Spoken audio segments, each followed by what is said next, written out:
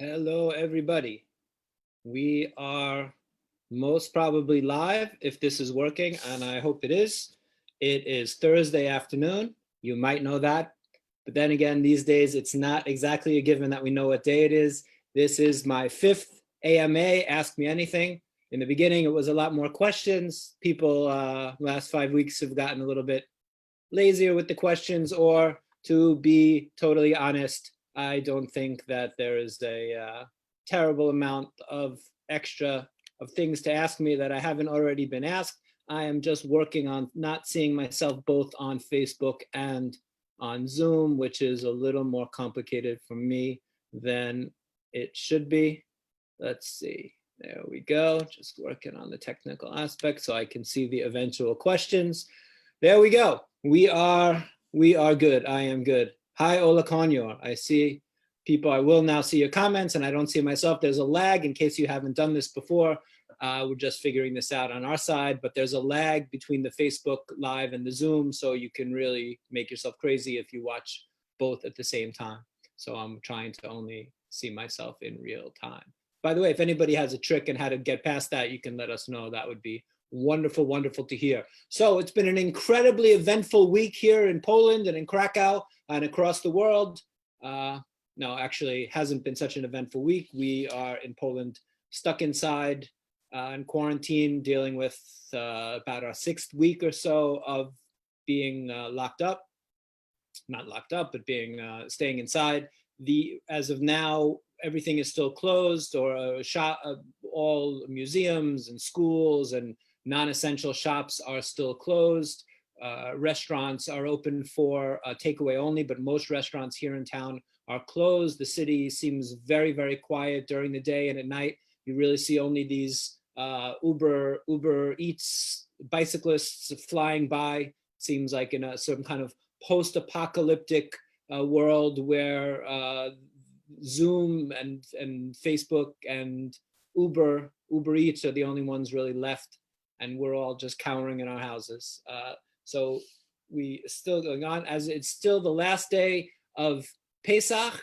So for the Jews watching, Chag Sameach. Soon we'll be able to eat bread. For those of you who are keeping it, I've been pretty much keeping it, doing a reasonable job. Haven't had any bread, let's put it that way. Looking forward to breaking it as I break every fast with pizza.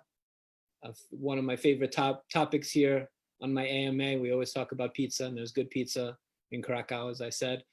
Hi, Philadelphia. Hi, Greg. Hi, Linda in either New Jersey or Toronto right now. I'm guessing New Jersey. And Jeffrey Rolat here. Fauda. Jeffrey Rolat is in big trouble since Fauda is out. Fauda is out, and I'm online, and he doesn't know which to do. So I think he's mainlining Fauda as he's watching. So hi, Jeffrey. Appreciate you sharing your attention between me and Fauda. I don't think it's much of a fair fight. Obviously, Fauda is a lot more exciting than just listening to me talk about nothing all the time. Linda Carrar corrects me. Rockland, New York. Tomer Nuchi. Hey, Tomer. In London, weren't supposed to have pizza. Yeah, we weren't supposed to have pizza, Tomer. But you can. Obviously you don't know that. As an Israeli, you don't really know all these Jewish rules and regulations. So that's okay. As I told last week, we spoke right after the first Seder. So the second Seder, we actually don't. I didn't do a second Seder, or I didn't join. I used to always say that the reason I made Aliyah was to avoid the second Seder, which just is probably not a terrible reason to make Aliyah. I think one Seder is plenty. I don't know why, to be honest. There are certain rules in Judaism, not to go too deep into this, but I don't think that the second Seder is all that necessary. But all right, we like to overdo it as Jews. But one thing that one of the other reasons, the good thing with Passover, with Pesach, in terms of Israel, one Seder, one day shorter, and then at the end you have Mimuna. So Mimuna, really wonderful Sephardic tradition of eating really good food at the end of Pesach, which is fantastic that the Ashkenazis should start getting their heads around, because Mimun is a great thing. So I didn't have a second Seder. We did something interesting though. I talked a little bit about it, I think, last week. Our Kol Isha Women's Leadership project that we do with Palo Alto and with Ramat Sharon in Israel. Their project, their local project, was to write a women's Haggadah. So they read a little bit from it during our main JCC Seder Wednesday night that we did on Zoom. But then a few days later, they actually conducted the whole Seder according to their Haggadah, which was exciting. We had people joining from all over the world, and it's a project that I think hopefully we'll be able to, they'll finish writing their Haggadah and we'll get it published in Polish and then published in English. And maybe next year or a couple of years from now, many of you will be having your Seders back with your family, of course, we hope. And we'll be able to use our JCC Kol Isha, Women's Voice, Pesach Haggadah.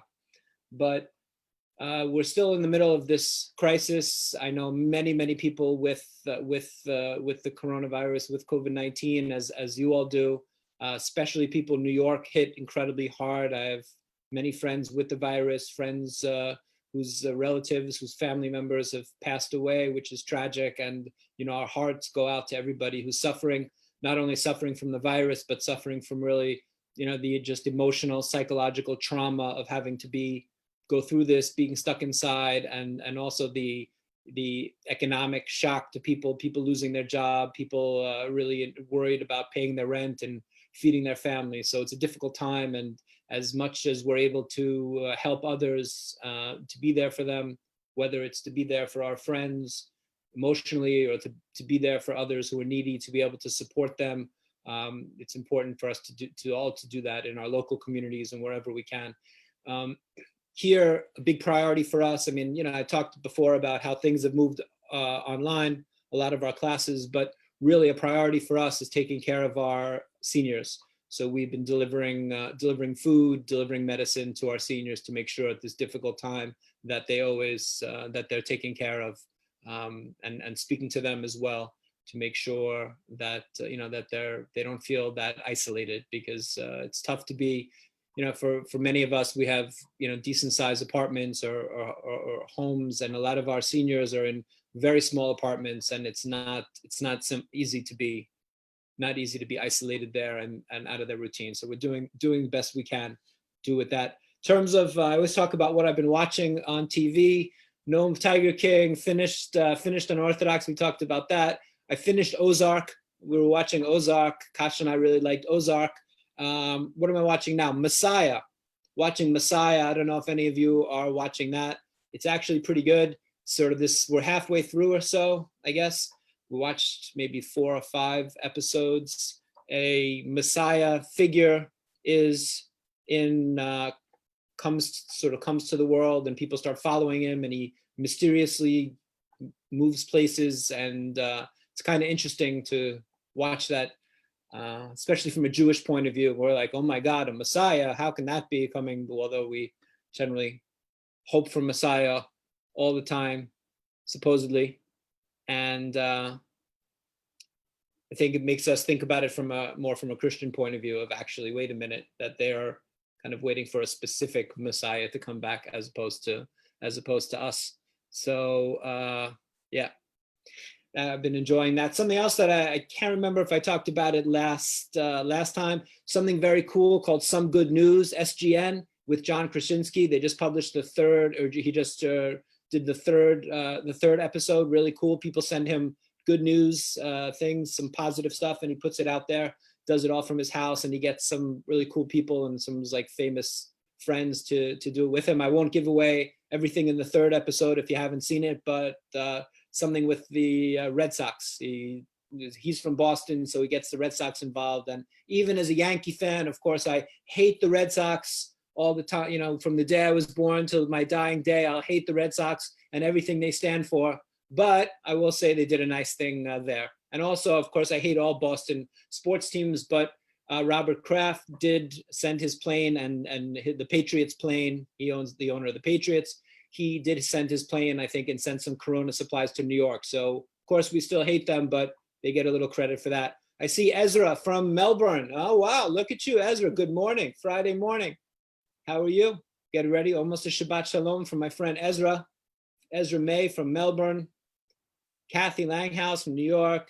Hate is a strong word, says Marilyn. Hate is a strong word, and I don't hate people, or I try not to hate people, but I think as a Yankee fan, we're allowed to hate the Red Sox.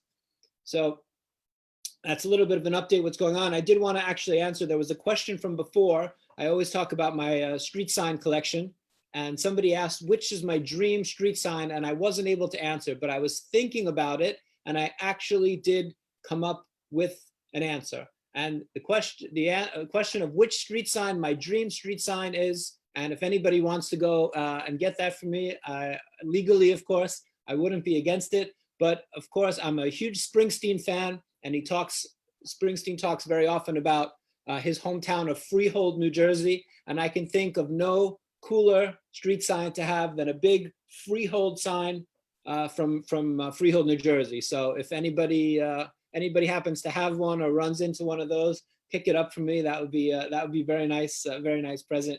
You'd get an excellent shout out on my AMA. 20 or 30 people would hear about that. So there you go. So we have a very special guest tonight, this morning, this afternoon, this Friday morning for you, Ezra in Melbourne.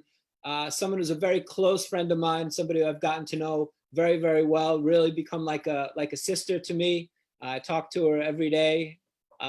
So it's kind of funny to feel almost like we could lapse into our normal 5 times a day talk and just have it broadcast to people. But that's Vicki Warner, who is the president of our Friends of JCC Krakow organization in New York. And Vicki is going to join. I see Neil from Philly is joined. Jeffrey Rolat is in to go get it from Freehold. So I'm waiting for just Vicki to come online. And we will say, we'll be able to talk to Vicki Warner. Rich Rosenthal, Kingsley, no, not Kingsley.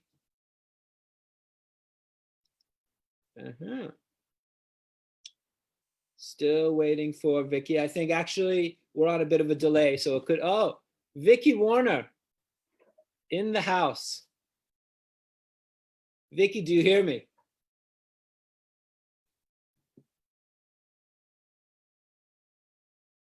Wait, can you hear me? I hear you now. I have unmuted you. I know, hold on. I had this whole thing set up, but it's not working, so we're gonna do this. It looks excellent. How are you, Vicki? I'm good, how are you? Long time no speak, Vicki Warner. I know.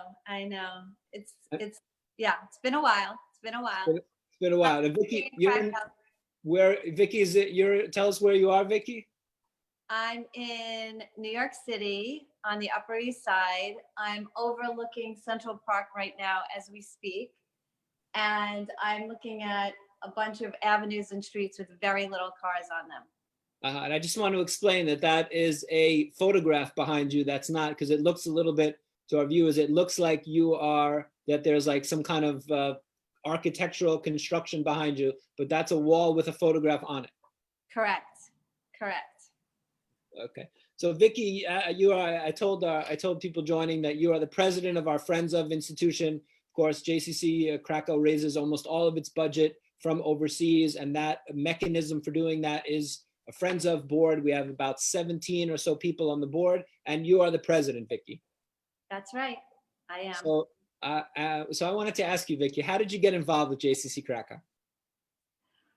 It's kind of a funny story. Do you want the short version, the long version, or whatever? The short version.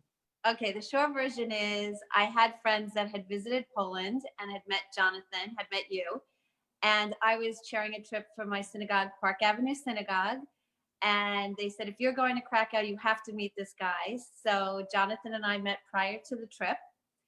And then when we hit it off at our first meeting, we had a lot in common, and I just said, oh yeah, he's really nice. And then we wound up going to Krakow and we visited the JCC. And when I heard Jonathan say that as Jews, we are like a family and there are a lot of lost Jews out there and it's our obligation to bring them back, and that people come into the JCC all the time not knowing that they were Jewish and finding out they were. I said to myself, how could I not in a time when the secular, like all around us, we're hearing statistics that we're losing Jews every day. I said, how can I not take my time and energy and money and support this amazing institution? And so I just started getting involved from there. That was a short version. That was excellent. And what is, and since then you've been to Krakow many times. How many times have you been? I don't even know. A lot. And what is it about the JCC? In other words, not just really from a propaganda point of view of just saying nice things, but what is it that interests you? I know you're involved, and I want to talk to you a little bit in a minute about some other things you're involved with. But what is it about the JCC? It's a small community center in Krakow, Poland. What is it that is sort of has created this engagement? Well, what I said initially is very true. I just feel like you guys are doing an amazing, amazing job of bringing Jews back to being Jewish. I mean, the preschool alone that we opened with, thanks to our friends, the Schwartzes, and a lot of other people with a lot of hard work and time and devotion. Just last year, you say things off the cuff to me and I just get the chills. When you said to me last year, there was a Seder for the preschool and we had 60 people at the Seder, like, if we didn't open that preschool, 60 people wouldn't have been at a Seder, and maybe they wouldn't even known what a Seder was or been connected to the Jewish religion around Passover at all. Like, I feel like it keeps on giving. It's something that fills me up all the time when I hear stories like that. Or the survivors that we take care of.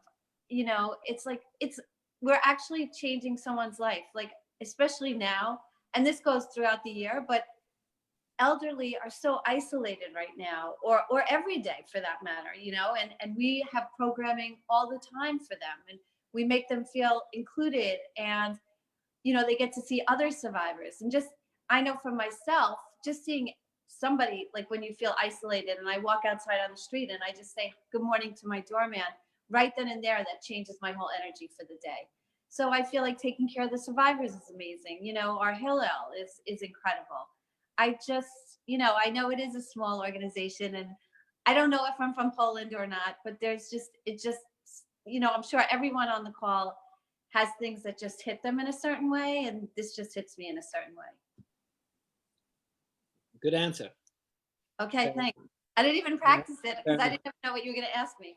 Yeah, no, there's no fun if I tell you in advance. So Ben, important question coming in for Vicki, which is, are you team Hamantashen or team Latka, Vicki?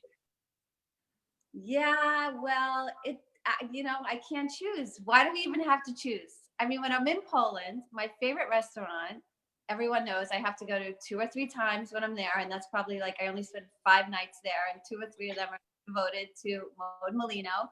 And I have to get my pierogies and my latkes. But then during the year in New York, I have to say my friend Carol Becker, who owns Greenberg, and I once did a Hamantashen taste test all over New York City before I even met Carol, and her Hamantashen were the best. So I have to say, when it's Carol's Hamantashen, it's Hamantashen, but when it's a great potato pancake, it's potato pancakes. Vicki Warner running for office with that diplomatic answer, and when Vicki says, it's true.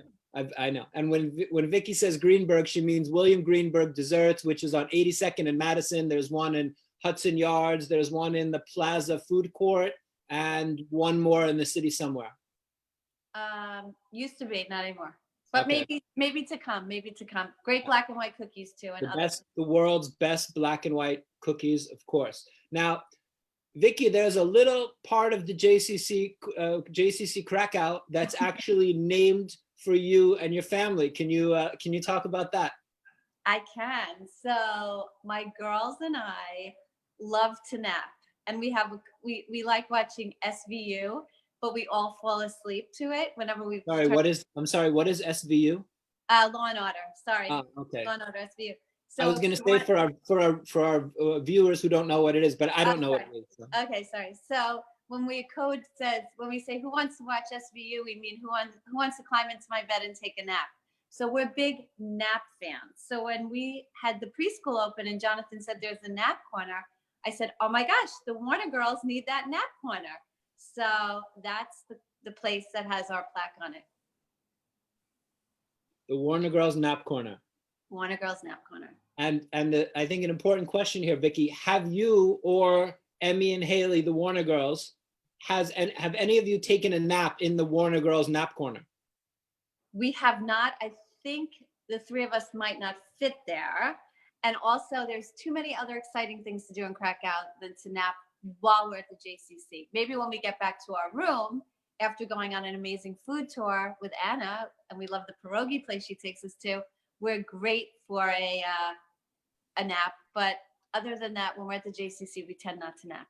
It's all kinds of action. And many of your trips, not all of your trips, have been to participate in Ride for the Living. So can you talk about that a little bit? You know, Vicki's interesting because she grew up on Long Island, so knows how to ride a bike and is a voracious spinner, as are her two daughters, Haley and Emmy. But a few years ago, Vicki decided to bring Haley and Emmy on the Ride for the Living, and actually it was a little complicated to bring them on the ride. Can you tell us about that? I can, but I just want to back up for a sec, because the first time I went to Krakow and Poland, and I wasn't with my girls, I was with my synagogue, and it wasn't a family trip. Park Avenue Synagogue. Park Avenue Synagogue. And after going for the first time, I said, there's no chance I'm not coming back here almost immediately with my girls. Like, I felt like it was such a family, something I wanted to experience with my family. So I always had it in my mind that I was going to come for the ride, and bring my kids back. So I'm like, oh, what better time than to bring them on the ride? There was only one problem. My older daughter, Haley, kind of knew how to ride a bike, and my younger daughter, Emmy, didn't know how to ride a bike. So we practiced a little bit, very little, prior to getting there. But Emmy really learned at Birkenau that morning how to ride a bike. And then we rode the ride, and I have to say, we finished absolute last, Emmy and I. And yeah, my kids, I was riding with my friend Erica Schwartz, and we were watching, the most stressful thing about the ride was watching my kids who didn't know how to ride a bike do the ride. So I said to them, next year, you're not allowed to ride unless you practice and Jonathan approves your bike riding. So they didn't ride the following year, but they wanted to come, which they did, and they volunteered. And then they said, you know what, we feel like such losers not doing the bike ride, that we're going to practice like crazy. And they've been on every other bike ride since. I remember having a very nice ride around the whole loop around Central Park, teaching them how to ride. Yep, you did. You taught them how to shift gears. You taught them how to ride the bike, how to, yes, it was, and you were actually a great teacher, I have to say, much better than me, because I didn't really know what I was doing. And they're not, you were just great at teaching them. So thank you. Kasha thinks I'm a terrible teacher because I'm very impatient. But you are very patient, I have to say, and very informative. I'm impatient, and she has total ADHD, so it's a tough combination. Wait, she has ADHD? She's who does? Let me. Well, I didn't say I don't. I'm just also saying that she does.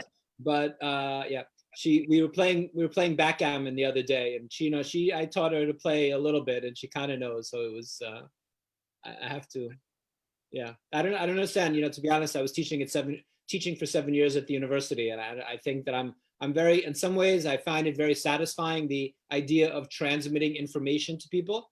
But right. But being such an impatient person, it kind of makes it tough, and you feel like you have to slow everything down sometimes, like just if your brain is all over the place. Well, I have to say, I would agree with Kasha that I would guess you would be impatient, but I have to say, I witnessed it. You were great. You were great at teaching them to ride a bike. Just saying. But wait, Haley is correcting us, because we practiced. Emmy couldn't practice because she was away. Really? Yeah, but she had to get no, you did, but you taught Emmy a different time about switching. I did. I feel like I taught Emmy. Yeah. Absolutely. So I wanted to ask you, Vicki, about other things. I know you're involved in other things. Maybe talk a little bit about some of your other, a renowned philanthropist, as I wrote on Facebook. Maybe talk a little bit about, I know UJA you're very involved with, so maybe talk a little bit about your UJA involvement and some other of the philanthropic activities that you do. Okay, sure. So I am, as Jonathan said, very involved in UJA in New York City. I am co-chair. Federation, for those who are outside of New Federation, York. sorry, I'm co-chair of New York City Women, which is New York, Brooklyn, you know, all the boroughs, and Staten, yeah, all the boroughs. And I've been doing that actually the longest ever for 3 years, and I have one more year to go because of like the change in whatever people. So I've been doing that for many years. I find Federation is like the Robin Hood of the world. That's how I describe it. We help Jews, non-Jews in New York. The work we do is, you know, it never ends. There are so many organizations, and even being involved as many years as I've been involved, and especially at this level, I still find out new things we're involved with, and it never ceases to impress me and be really proud to be part of something like that. I'm also on the board of my synagogue, which, as we said earlier, is Park Avenue Synagogue, has about 1,600 families and amazing rabbis, amazing cantors, amazing staff, and an amazing, amazing community filled with like-minded people like myself, which I like to think that are, you know, nice people, engaging people, you know, giving back. And just, you know, I've met incredible people at Park Avenue Synagogue. Jonathan, you can speak to that too, because I know you've been to our synagogue many times and you're a huge supporter of us. And I think you would agree that it's an amazing, amazing community. I would agree, and it's been really like a second home for me in New York. I've been there many times, spoken there probably 3 or 4 times. Beryl Chernoff, who is the executive director of Park Avenue Synagogue, I see is watching and just said 1,800 families. Sorry, Beryl. Sorry, Beryl. I know he's doing homework. He's online with his daughter because I'm sure everyone knows school is still in session. So I feel really badly for these parents that have to figure out how to do their work and also do homework with their kids online, because a lot of the kids don't even know how to use the computers to that extent. So thanks, Beryl, for watching. So we have a wonderful relationship. I agree with everything about that you said about Park Avenue Synagogue, but also I should mention that Agnieszka Gish, who works here for a very long time, who is our Ride for the Living director, who really runs the whole ride from soup to nuts, had a fellowship at Park Avenue Synagogue three or 4 years ago and spent the summer there with you guys. I'm also on the board of a very new project called Flight Path, which is a dance school downtown, tuition free for all underprivileged. It's all paid for, and it's for underprivileged students that they have to audition, and there's only a certain amount of students that can be in the program, but they can dance and put on productions and also learn about being a dancer, how to, in that, I'm trying to see how to explain it. They realize they figure out how to live life being a dancer, but also money management, managing your physical well-being, you know, without getting hurt. What happens if you do get hurt? How do you then take your career and move it in another direction so that you can still engage in dance? And how to really support yourself while being a dancer. A lot of dancers are very focused on arts, which is an amazing thing, but then when they get in the real world, they're kind of lost. So it's an all-intensive, you know, all-encompassing school like that. And are you helping them with the dance, Vicki? Is no, that your area of expertise? Definitely not helping them with the dance. Just no. That is not my strong suit. Not your strong suit. And you know, you're very busy. You're working full-time doing real estate. You're involved with all these things philanthropically. You have a bunch of, you know, all your sort of hobbies, and I know you're always running around doing stuff. And it's been amazing to me how your life has really migrated online. So maybe talk about a little bit New York City today, what it's like, because I think that many of your friends, a lot of people that you're sort of hanging around with are not necessarily in New York. People have houses outside, you know, on the island somewhere or farther out, Connecticut, wherever, and are not spending that much time these days in New York City, but you've stayed. So maybe can you talk a little bit about the way that your life has kind of moved online, and also what it's like these days in New York City? Sure. So, yes, I stayed. I felt like leaving would feel weird to me and I'd feel very isolated. And so I've stayed. A lot of my friends either have homes or have rented homes and have left the city. I am not. good at technology. Anyone that knows me well. So this has been, and I don't know if anyone out there feels the same way, but this has been a huge learning opportunity. And just the fact that I could speak to all of you on Zoom, like I didn't even really know what Zoom was. I mean, I knew what it was, but I didn't know how to use it. So I was a little nervous right before this that I was going to mess up the technology. And at the beginning, when Jonathan started doing these AMAs, I used to have Seb help me get on the Facebook so that I could even watch it. So as Jonathan said, I'm involved in a bunch of charities. I'm also involved in other charities that I don't sit on the board. So I've had a lot of meetings, which take up a lot of time, which is good in this day today, because we want to be able to have things to do. I've had classes online. I studied Kabbalah with my favorite person, Ruth Rosenberg. And so she hadn't done Zoom either before, and she now goes online and does Zoom. So we've had Zoom classes online. Park Avenue Synagogue has done tons of classes online, which has been amazing. UJA, part of my job there is programming. So we've moved all of our programming online.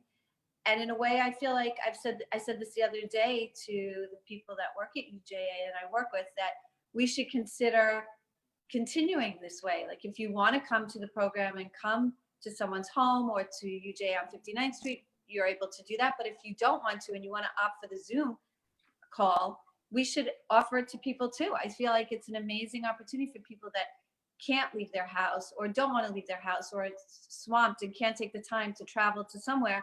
I think we have learned that we can really open up our hearts and our homes to people without having to have them leave their home. So I think that's been amazing. As Jonathan mentioned, I'm a canaster player, but I'm also a bridge player first. And I'm taking, because I stink at bridge, but I'm much better at canasta. So I'm taking this time to get better at bridge. So I've had bridge lessons online. I also play in a tournament online, which has been great. And I play canasta several times a week with my friends online as well. And we go on Canasta Junction and play. And then we FaceTime with our phones while we're playing. So we all feel like we're still together. I'm working and there are lots of webinars online also. So that's been amazing. And usually I don't have time to listen to these experts. And now I feel like I do have the time to sit and listen. And it's been really enlightening and interesting because I love learning new things all the time. I have to mention that every day around 11 o'clock, I tune on, probably 11:30, I tune on Governor Cuomo, who has been our heartthrob of New York right now. And he's been... I'm sorry, Vicki, would you describe yourself as a Cuomo-sexual right now? I would definitely. I have to say I was one of the first also to jump on that bandwagon. He's incredible. And from the very beginning has really given a lot of calming support and words that we needed to hear on every day to all of us New Yorkers. And I also want to say that, I don't know if this is going all over, but it's 7 o'clock in New York City. From almost anywhere you are standing, you can hear the applauding going on for our first responders, that it's unbelievably moving. Like I'm even getting moved talking about it, but New Yorkers really are sticking together and they're amazing. Another thing is that, other things are restaurants are getting collections and they are delivering to the first responders. And some of the restaurants that we go to all the time have chosen to do that. And it's really exciting because you know that you're helping in a way that is it's like you pay, you give money, they bring the meal at lunch or dinner to someone that you know is working so hard and so deserves to be appreciated and shown like, hey, we see you. We see what you guys are doing. And it's incredible. Absolutely. Absolutely. And what about the mood in New York City? I mean, how often are you going outside? You're right in Central Park. Are you going to the park? Are you doing shopping? Are you doing things online in terms of that? Like, are people out? Are people wearing masks? What's the vibe in the city? People taking the subway? I assume you're not taking the subway or anything no transportation whatsoever. I'm not taking Ubers, cabs, no subway, no buses. New York City, at the beginning, it was like weird how quiet it was. First of all, where I live, most people left, and also no tourists. I live near the museum, and I'm accustomed near a couple of museums, and I'm accustomed to being around a lot of tourists. So you take away a lot of people that live here and the tourism, and it's very quiet. But it's not eerie for me. I go to the park every day if I can, that it's nice, and I go for a walk or a run. I've been meeting a friend or two here or there. We keep 6 feet, we wear masks, we wear gloves, and we walk around the park and we see other people. And it's really, when this first started, I put on my Instagram, I was running, and I wear a mask and gloves when I run. No more sunglasses because I found it fog. So I just wear a baseball hat and the mask. And I was running and I saw some people congregating, and I was like, haven't they listened? There's no social gathering. They should keep walking. And I couldn't understand why they were stopped. And when I got closer, I saw everyone was there 6 feet away, but there was a couple getting married in the middle of Central Park. And we were all watching the vows and the minister, and they were all, other than the couple, everyone, the minister was far from them. And it was just such an uplifting experience. And then when he said, you can kiss the bride, or whatever he said, because we couldn't really hear, we watched, and they kissed, the amount of applauding, it was just like, there's no other place I'd rather be. It was great. And we've talked about this a little bit in, offline. And how would you compare this? Because people are talking about this sort of strange moment in New York City, especially as New York in the United States is really the epicenter of the coronavirus, compared to 9/11, the period right after the Twin Towers went down. Yeah, it's interesting because all the webinars that I'm listening to on work are comparing it to 9/11, and they're saying, well, this is what happened in 9/11, and this is how, the real estate market was quiet for this amount of time, and then it got, busy again. And so a lot of people are, you're right, a lot of people are comparing it to 9/11. That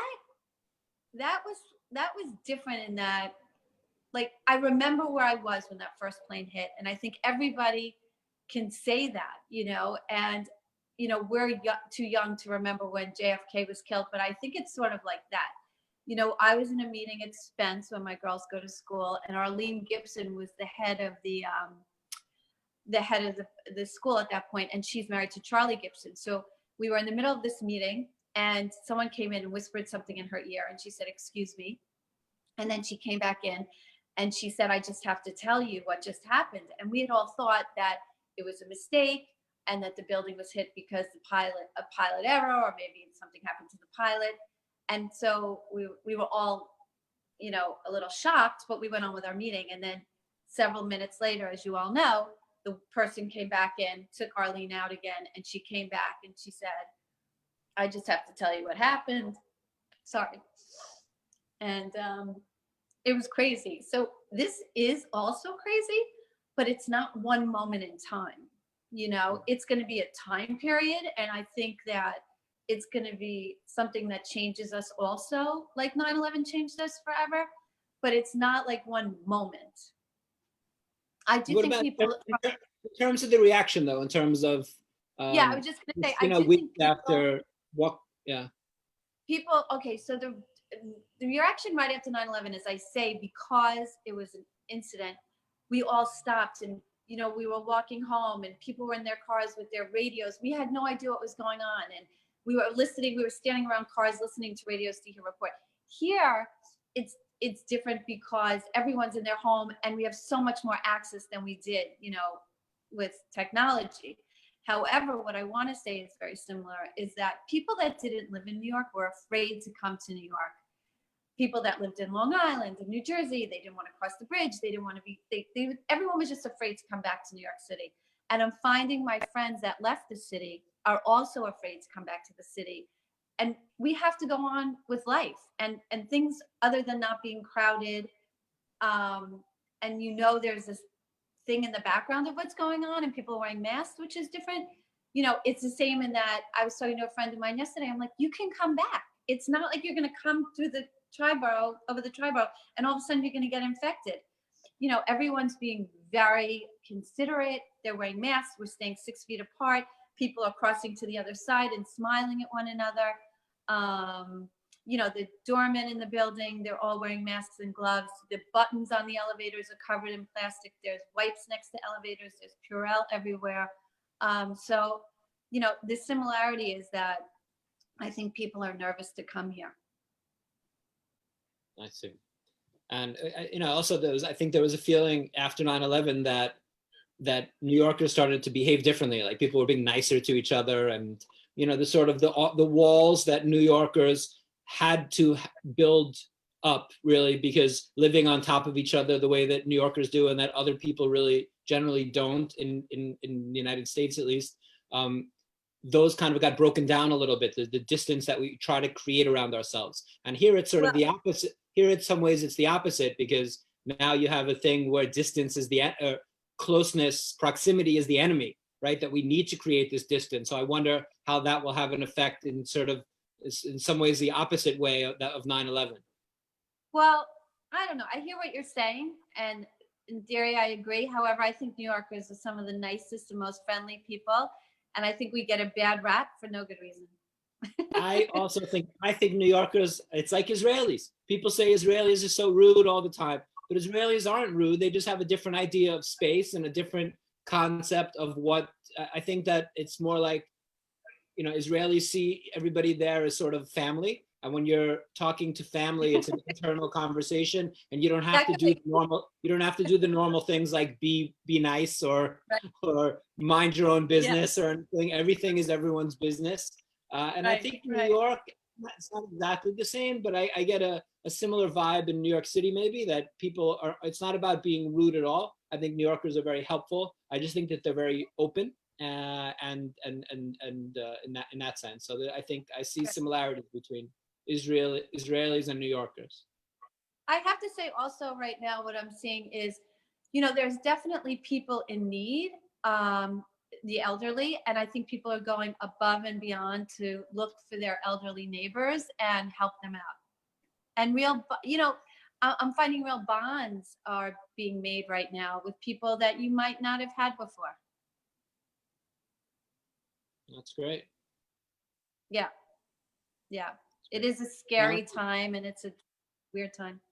I want to just maybe bring it back to Krakow a little bit. You're a big fan of Ride for the Living, as many people watching are. I see the Kadai are watching, who are hi guys, long time participants in every single ride, and you've been in a bunch of rides, and I've been in a bunch of rides. And this year, we're hoping, in some sense, to still be able to do the ride, even if people can't travel the way that they could before, and kind of come to Krakow from all over the world. So that will obviously look a little bit different this year.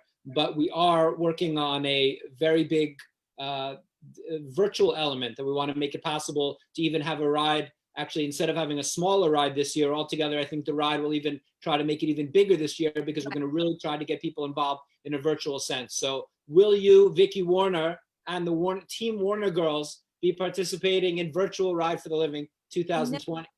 No question. Of course, we are going to, I think this is an amazing opportunity to still be part of something bigger than ourselves. And all of us, plus Alex, will be riding virtually, and we'll be raising money, because it's as if we were there. Like we still have the needs at the JCC for the funds. We still are taking care of our seniors. We're still having our preschool classes. We're still having all our programs that we could do over Zoom. And the ride really is something, as I said, is bigger than us, and we've grown to be a family, and each year we welcome new family members into our family.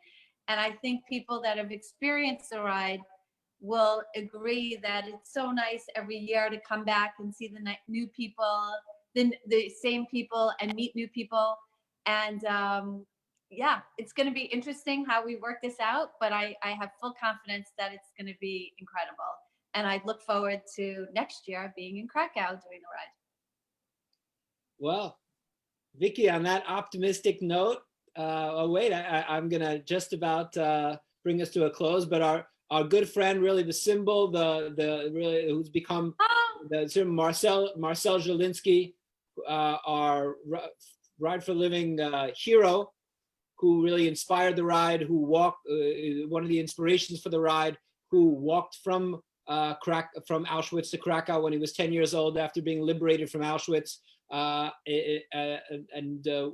has become a big part, a very close friend to all of us here in the ride and to JCC. He just told us now that he was speaking with Greg LeMond. So Greg LeMond, Tour de France winner, the only American Tour de France winner who came on Ride for the Living 2018.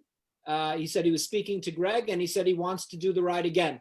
So that's very exciting. We'll talk to Greg, and we'll see, maybe this year not in person, but maybe we'll get him to ride alongside us virtually, and then 2021 get Greg LeMond, Tour de France winner, back and Ride for the Living. So we I just have to say, I rode in the Peloton with Greg. Just saying. Absolutely. So, you know, that's something very exciting for all of us to ride. I mean, I think that sentence really encompasses, you can ride for the living. You can ride with a hero like Marcel Zielinski, who's 85 years old, who was liberated, who walked to Krakow, who rebuilt a family and a life after that, and who cycles with us at age 85, and with three-time Tour de France winner Greg LeMond, who came and brought his wife, and they came together and did the ride with us. And to have somebody of that magnitude do our little bicycle ride in Krakow, I think was something very, very special for all the participants. And we're excited to have him again. And to all of you watching, come join us this year on virtual Ride for the Living 2020 if you're not going to be here in Krakow. And see you next week. Vicki Warner, thank you so much for doing this. You were absolutely incredible, as I knew you would be. Thank you. Well, you were a great support on this. Thank you. I'm sure I'll talk to you in about 5 minutes, Vicki. Exactly. Bye. Okay. Be well, everybody. Chag Sameach. Enjoy your pizza.